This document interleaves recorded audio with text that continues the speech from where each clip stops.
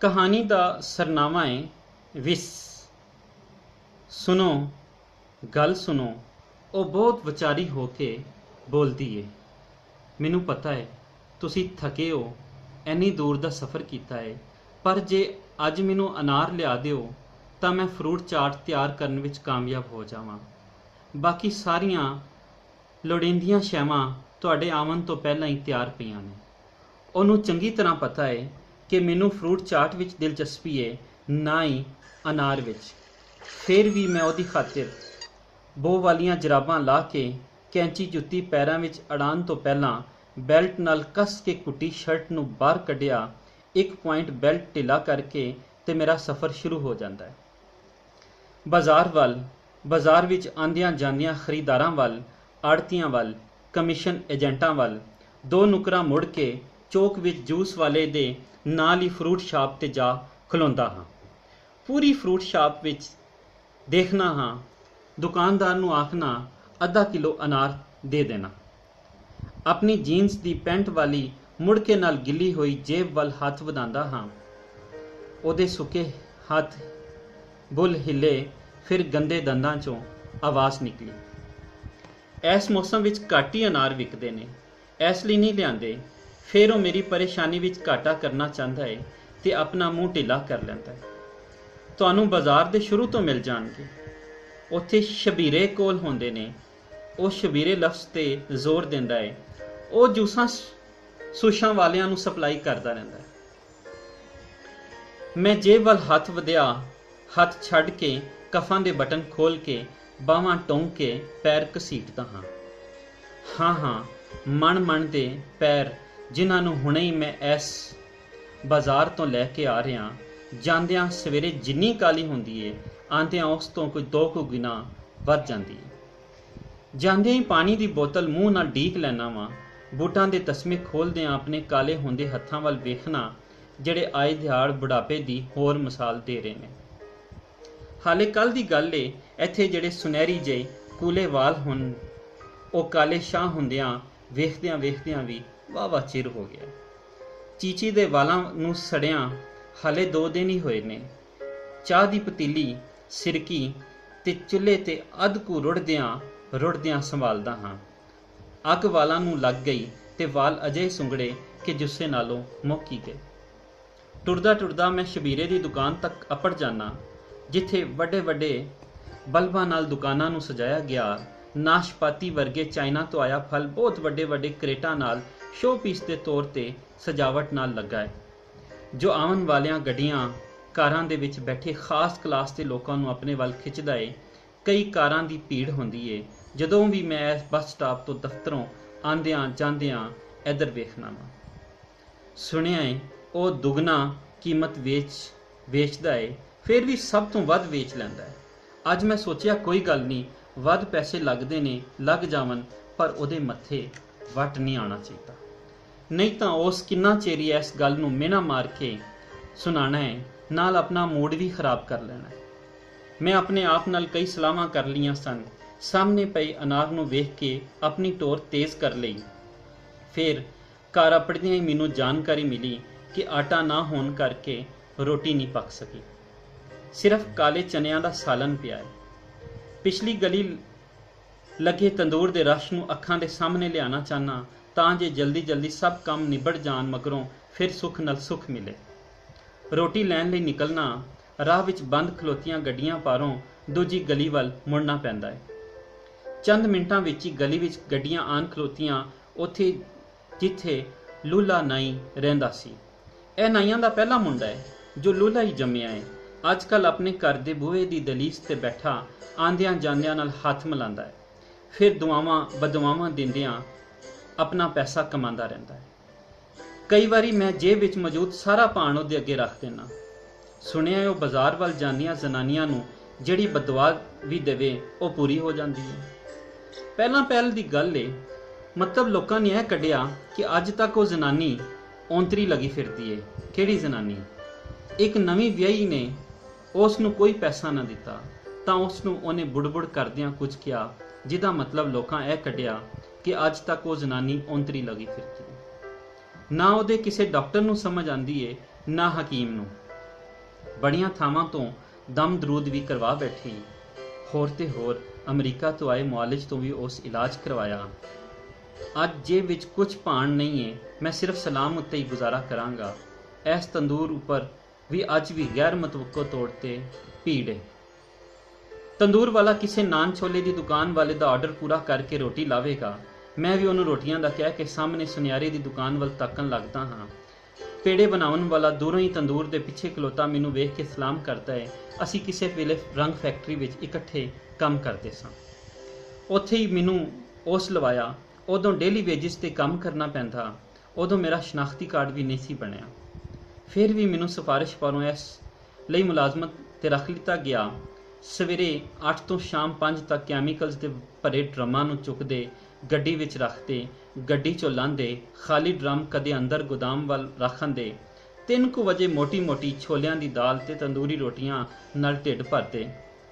ਡਾਂਗਰੀ ਵਿੱਚ ਹੀ ਸਾਹ ਘੁੱਟਦੇ ਅਗਲੇ ਘੰਟਿਆਂ ਦੀ ਮਜ਼ਦੂਰੀ ਕਰਦੇ ਰਹਿੰਦੇ ਸਨ।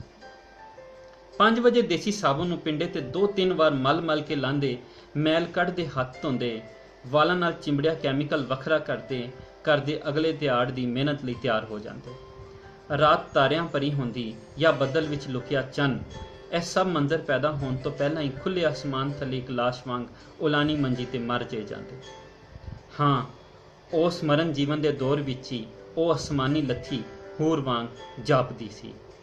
ਮੇਰੇ ਨਾਲ ਉਹ ਵੀ ਜਵਾਨੀ ਦੀਆਂ ਪੀਂਘਾਂ ਝੂਟਦੀ ਮੈਨੂੰ ਆਪਣਾ ਥੰਮ ਸਮਝਣ ਲੱਗਦੀ ਏ। ਮੈਂ ਉਸਨੂੰ ਬਹੁਤ ਸਮਝਾਇਆ, ਮੈਂ ਤੇਰੇ ਨਾਂ ਦੀ ਜਵਾਨੀ ਦੀਆਂ ਪੀਂਘਾਂ ਝੂਟਦੀ ਮੈਨੂੰ ਆਪਣਾ ਥੰਮ ਸਮਝਣ ਲੱਗ ਪਈ। ਮੈਂ ਉਸਨੂੰ ਬਹੁਤ ਸਮਝਾਇਆ, ਮੈਂ ਤੇਰੇ ਨਾਂ ਦੀ ਜਵਾਨੀ ਲਈਏ ਤੇ ਮੌਤ ਵੀ ਤੇਰੇ ਨਾਂ ਦੀ ਲਵਾਂਗੀ। ਉਸ ਦੀਆਂ ਗੱਲਾਂ ਸੁਣ ਕੇ ਬਹੁਤ ਕੁਝ ਕਰਨ ਨੂੰ ਜੀ ਕਰਦਾ।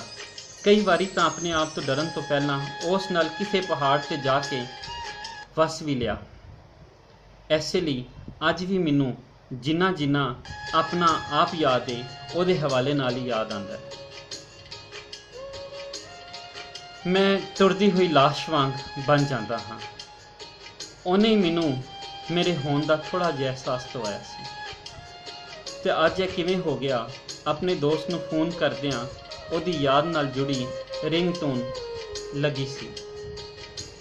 ਫੁੱਲ ਕੱਢਦੀ ਸਜਣਾ ਵਰਗਾ ਸੂਈ ਨਾਲ ਗੱਲਾਂ ਕਰਦੀ ਏ। ਮੈਂ ਵੀ ਸੋਚਾਂ ਵਿੱਚੋਂ ਨਿਕਲ ਰੋਟੀਆਂ ਅਖਬਾਰ ਵਿੱਚ ਵਲੇਟ ਕੇ ਆਪੇ ਹੀ ਸ਼ਾਪਿੰਗ ਬੈਗ ਵਿੱਚ ਰੱਖੀਆਂ। ਪੈਸੇ ਦੇ ਕੇ ਮੈਂ ਘਰ ਜਾਂਦਿਆਂ ਸਪਰਾਈਟ ਦੀ 1.5 ਲੀਟਰ ਬੋਤਲ ਵੀ ਨਾਲ ਲੈ ਲਈ। ਚਲੋ ਵੇਲੇ ਮਹਿਮਾਨ ਆ ਜਾਣ ਤਾਂ ਉਹਦੇ ਅੱਗੇ ਰੱਖੀ ਜਾ ਸਕਦੀ। ਇੱਕ ਦਿਨ ਪਹਿਲਾਂ ਹੀ ਸੂਈ ਕਲਿੱਪ ਵਾਲੇ ਦਰਾਜ਼ ਵਿੱਚ ਨਿੰਮਕੋ ਦੇ 2 ਪੈਕਟ ਦੇਖ ਚੁੱਕਿਆ ਸਾਂ। ਬਿਸਕਿਟ ਵੀ ਲਿਆਣੇ ਸਨ, ਉਹ ਵੀ ਚਾਹ ਦੇ ਨਾਲ ਹੀ ਚਲਾਣੇ ਹੁੰਦੇ ਨੇ, ਅਗਲੀ ਵਾਰੀ ਲੈ ਜਾਵਾਂਗਾ।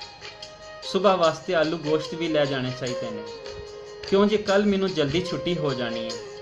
ਚਾਵਲ ਘਰ ਪਏ ਨੇ, ਉਹਨਾਂ ਨੂੰ ਹੀ ਤੜਕਾ ਲੱਗ ਸਕਦਾ ਹੈ। 2 ਪਿਆਜ਼ ਕੱਟੇ ਜਾਵਣ ਤਾਂ ਸਵਾਦ ਦੁੱਗਣਾ ਹੋ ਜਾਂਦਾ। ਜੇ ਇਹਨਾਂ ਹੱਥਾਂ ਤੇ ਮਹਿੰਦੀ ਲੱਗੀ, ਉਹ ਆਪਣੀ ਇੱਕ ਛਾਪ ਨੂੰ ਉਂਗਲ ਵਿੱਚ ਘੁਮਾਉਂਦੀ ਬੋਲ ਰਹੀ ਸੀ, ਤੇ ਤੇਰੇ ਨਾਂ ਦੀ ਲੱਗਣੀ ਹੈ। ਇਹਨੂੰ ਕੋਈ ਫਿਲਮੀ ਡਾਇਲੋਗ ਨਾ ਸਮਝੀ। ਮੈਂ ਉਸ ਵੇਲੇ ਕੁਝ ਸਮਝਣ ਦੇ ਮੂਡ ਵਿੱਚ ਨਹੀਂ ਸਾਂ। ਉਸ ਨੂੰ ਵੇਖੀ ਜਾ ਰਿਹਾ ਸਾਂ ਜਿਵੇਂ ਸੇਕ ਅੱਖਾਂ ਵੱਲ ਵੱਧ ਰਿਹਾ ਹੋਵੇ, ਪਿੰਡੇ ਵੱਲ ਵੱਧ ਰਿਹਾ ਹੋਵੇ। ਆਲ ਦੁਆਲੇ ਅੱਗ ਦੇ ਲਾਂਬੂ ਕਿਧਰੇ ਵਿਖਾਲੀ ਨਹੀਂ ਸੀ ਦੇ ਰਹੇ, ਪਰ ਮੈਂ ਸੜਦਾ ਪੁੱਜਦਾ ਪਿਆ ਸਾਂ। ਬਬਲੀ, ਤੂੰ ਮੇਰੇ ਕੋਲੋਂ ਅੱਜ ਵੀ ਉਹਦੇ ਸਾਹਮਣੇ ਗੱਲ ਨਹੀਂ ਹੁੰਦੀ। ਨਾ ਹੀ ਮੈਂ ਚਾਹੁੰਦਿਆਂ ਹੋਇਆਂ ਵੀ ਉਹਦੀਆਂ ਅੱਖਾਂ 'ਚੋਂ ਹੰਝੂਆਂ ਨੂੰ ਆਪਣੇ ਕੋਟਿਆਂ 'ਤੇ ਸਹਾਰ ਸਕਣਾ। ਬਬਲੀ, ਤੂੰ ਇੰਝ ਨਾ ਸੋਚਿਆ ਕਰ, ਜਲਦੀ ਮਰ ਜਾਵੇਂਗੀ। ਮਰਨ ਜੋਗੀ ਏ, ਮਾਰੀ ਤੇ ਰਹੀ ਹੈ। ਉਹ ਦੱਸਦੀ ਏ, 18 ਵਰ੍ਹਿਆਂ ਤੱਕ ਆਪਣੇ ਚਾਚੇ ਦੇ ਘਰ ਨੌਕਰਾਨੀਆਂ ਵਾਂਗ ਰਹੀਆਂ। ਜੀਵਨ ਕੀ ਹੁੰਦਾ ਹੈ, ਤੈਨੂੰ ਵੇਖ ਕੇ ਅਹਿਸਾਸ ਹੋਇਆ। ਇੱਕ ਦਿਨ ਮੈਂ ਉਹਦੇ ਚਾਚੇ ਦੇ ਘਰ ਮਜ਼ਦੂਰੀ ਕਰਨ ਗਿਆ। ਉਹਨਾਂ ਦੀ ਸਾਹਮਣੀ ਕੰਧ ਡਿੱਗ ਪਈ। ਸਾਰਾ ਦਿਨ ਦੂਜੇ ਮਜ਼ਦੂਰਾਂ ਨੇ ਚਾਹ ਦੀ ਫਰਮਾਇਸ਼ ਕੀਤੀ, ਰੋਟੀ ਵੀ ਖਾਧੀ, ਪਰ ਮੇਰਾ ਜ਼ਮੀਰ ਗਵਾਰਾ ਨਹੀਂ ਸੀ ਕਰ ਰਿਹਾ। ਸਵੇਰੇ 9 ਵਜੇ ਮੇਰਾ ਇਕਨੋਮਿਕਸ ਦਾ ਪਰਚਾ ਸੀ ਤੇ ਉਹਦੇ ਸਿਰਫ ਮੈਨੂੰ 5 ਸਬਕ ਆਉਂਦੇ ਸਨ। ਮੇਰਾ ਸਾਰਾ ਧਿਆਨ ਜ਼ਿਹਨੀ ਤੌਰ ਉੱਪਰ ਪਰਚੇ ਵੱਲ ਤੇ ਜਿਸਮ ਇੱਟਾਂ, ਗਾਰਾਂ, ਰੇਤ, ਬਜਰੀ, ਸੀਮਟ ਢੋਂਦਾ ਰਿਹਾ। ਅਗਲੇ 5 ਪਰਚੇ ਮੈਂ ਸਾਰੀ ਰਾਤ ਜਾਗ ਕੇ ਯਾਦ ਕਰਨੇ ਸੀ। ਹਲਕੀ ਫੁਲਕੀ ਮਜ਼ਦੂਰੀ ਲੱਭਦਿਆਂ ਜਦ ਮੈਨੂੰ ਦੂਸਰੇ ਦਿਨ ਵੀ ਹਾਮੀ ਭਰਨੀ ਪਈ ਤਾਂ ਜਿਵੇਂ ਬਹੁਤ ਚਿੰਤਾ ਹੋਈ। ਪਰ ਕਿਹੜੀ ਗੱਲ ਦੀ ਚਿੰਤਾ ਸੀ? ਇਹ ਤੇ ਮੈਂ ਆਪ ਸਹਿੜਿਆ ਏ ਆਪਣਾ ਦੁੱਖ। ਜੇ ਅੱਜ ਵੀ ਮਜ਼ਦੂਰੀ ਨਾ ਕਰਦਾ ਤੇ ਆਖਰੀ 3 ਪਰਚਿਆਂ ਲਈ ਆਉਣਾ ਜਾਣਾ ਮੁਮਕਿਨ ਨਹੀਂ ਸੀ ਹੋਣਾ। ਬਬਲੀ ਨੂੰ ਜਦੋਂ ਆਵਾਜ਼ ਪੈਂਦੀ ਉਸ ਦਾ ਨਾਂ ਮੇਰੇ ਕੰਨਾਂ ਵਿੱਚ ਗੂੰਜਣ ਲੱਗ ਪੈਂਦਾ। ਭਾਵੇਂ ਭੁੱਖ ਨਾਲ ਹਨੇਰ ਅੱਖਾਂ ਦੇ ਅੱਗੇ ਆ ਜਾਂਦਾ, ਫਿਰ ਵੀ ਮੈਂ ਇੱਟਾਂ ਚੁੱਕਦਿਆਂ ਕਦੇ ਥੱਕਿਆ ਨਹੀਂ ਸਾਂ। ਨਹੀਂ ਤਾਂ ਮੇਰੀ ਅੱਧੀ ਦਿਹਾੜੀ ਖਤਰੇ ਵਿੱਚ ਪੈ ਜਾਣੀ ਸੀ। ਮੈਂ ਸੋਚਦਾ ਕੰਮ ਕਰਦਾ ਰਿਹਾ। 3 ਵਜੇ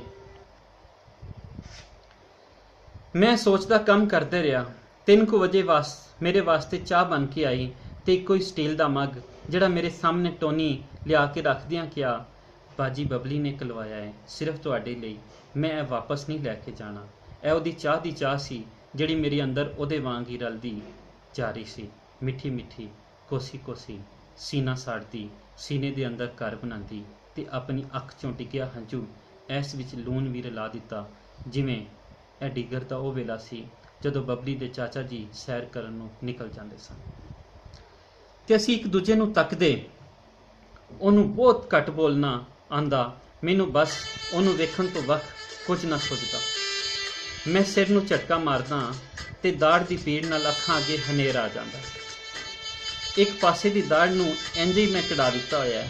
ਘਰ ਆ ਕੇ ਸਾਰੀਆਂ ਸ਼ੈਵਾਂ ਨੂੰ ਅਧੂਰਾ ਨੇ ਖਾਬ ਵਾਂਗੂ ਇੱਧਰ ਉੱਧਰ ਵੇਖਦਿਆਂ ਅੱਗੇ ਦੀ ਕੋਈ ਸੋਚ ਬਾਕੀ ਨਹੀਂ ਰਹਿੰਦੀ।